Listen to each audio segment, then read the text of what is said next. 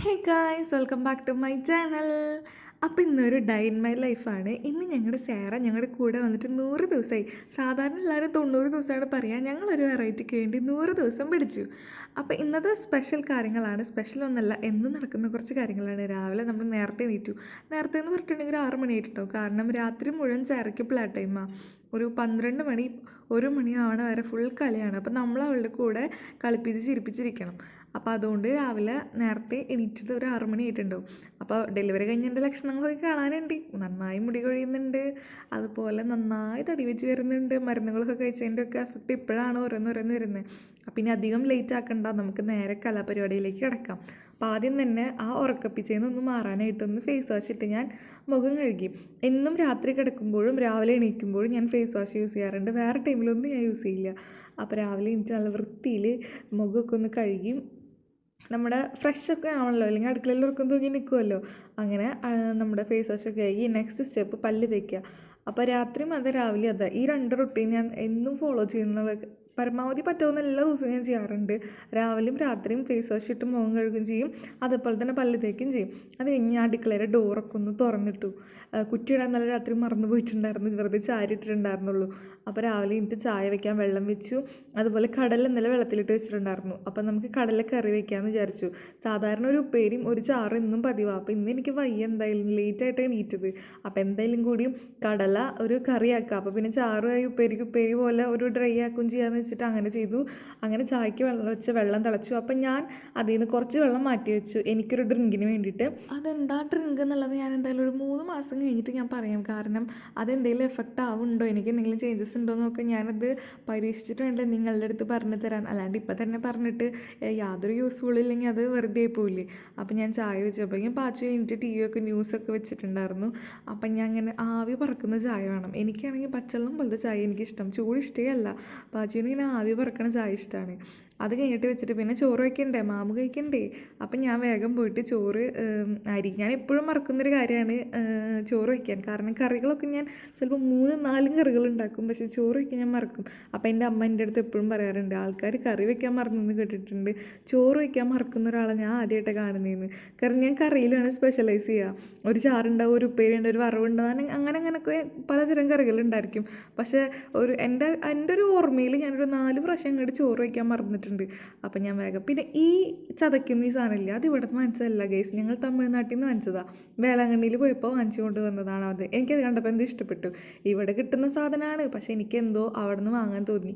അപ്പം ഞാൻ അവിടെ നിന്ന് വാങ്ങിച്ചത്. എനിക്കങ്ങനെ ഓരോ സ്ഥലങ്ങളിൽ നിന്ന് പോകുമ്പോൾ യൂസ്ഫുൾ ആയിട്ടുള്ള സാധനങ്ങൾ കിച്ചണിലേക്കും വീട്ടിലേക്കൊക്കെ ആവശ്യമുള്ളത് ഞാനിങ്ങനെ വാങ്ങാറുണ്ട്.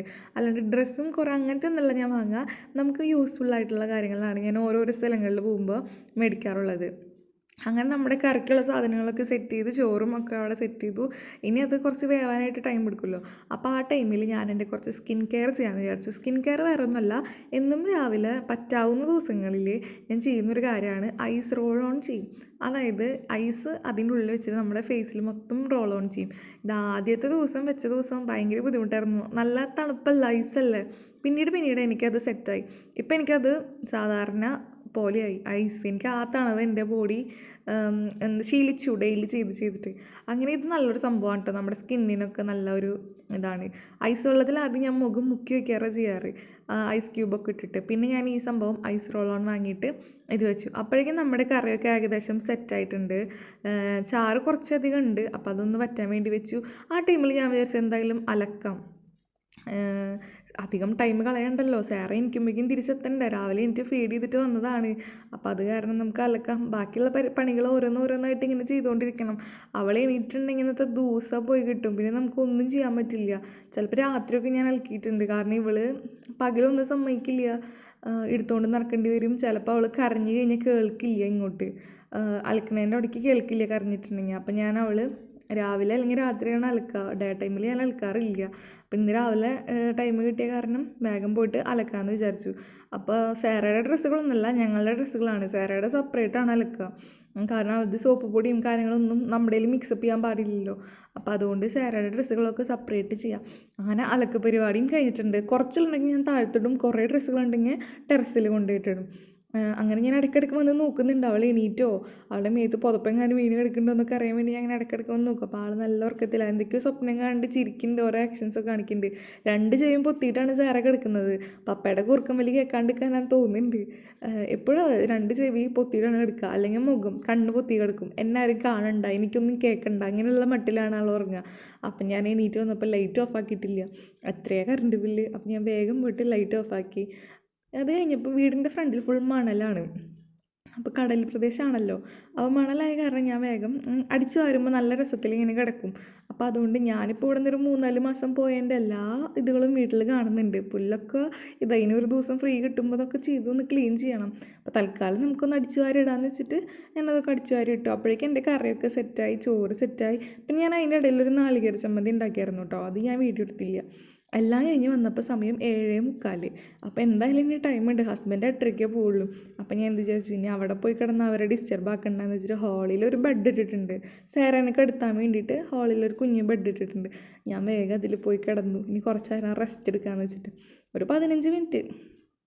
അങ്ങനെ നമ്മളെ എല്ലാ ജോലികളും തീർത്തു എന്നുള്ള ഒരു ഇതിൽ അലക്കലും കഴിഞ്ഞു, കുക്കിങ്ങും കഴിഞ്ഞു, ക്ലീനിങ് കഴിഞ്ഞു.